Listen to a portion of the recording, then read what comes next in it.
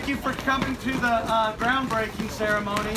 I just want to give you a little background on the Boys and Girls Club here.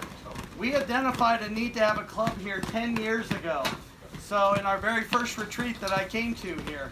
And then about 5 years ago, we identified that we wanted to start moving forward. The board of directors voted to do that. 3 years ago, we were going to try to start raising the money and do that, and then COVID hit.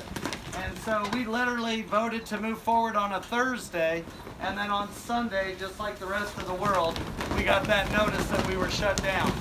And so it's a pretty special day, really, for us to regroup right in the middle of still COVID to be able to pull this off and have our groundbreaking. So that's exciting times. Good afternoon, everybody. My name is Casey Gallagher. I'm with Gallagher Ford, and I get to represent the Boys and Girls Club as the president this year.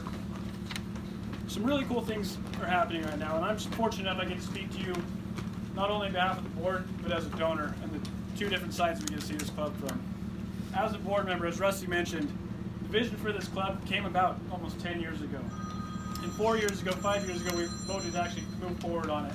And as life and work and the world turns, it got pushed and pushed, and finally we decided enough's enough.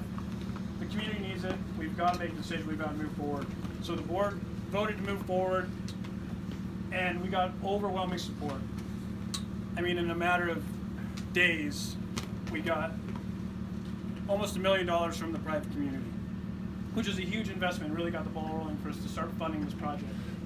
And as mentioned, Pennington stepped up in a big way again, shortly followed after by NGM, and we've got all this momentum moving forward. As crazy as the world is, there's something good that's going to come out of this year, and that's going to be a club here in Spring Creek. We've seen the benefit that the club in Elko has provided, especially over the last year, where the club was able to open its doors after the schools were forced to shut down. We built all the extra classrooms, we brought in all the extra educators, and it was a hub for students to come and learn and have some structure and some guidance during the uncertain times, and somewhere they could go that they knew they were going to receive help. We got our WELLS program up and running with a new facility, and it's just done leaps and bounds, and it's provided so much for that community. And now it's Spring Creek's turn. Spring Creek has grown and grown and grown over the past 10, 15 years, and it still doesn't have a community center. That's what this Boys and Girls Club is going to act as. It's going to be centered here in the sports complex, and be such a great opportunity and a resource for the people of Spring Creek. And I hope it is viewed as a resource. When this project came up through our Community Development Committee, it was around this facility here. We realised pretty quickly that we could jump on board with Rusty and the team and put in something that's really needed here, which is childcare. And childcare, as the employers in the room will know, is a really important thing for your employees. They have to come to work in the morning. They need to know that they've got facilities for their children.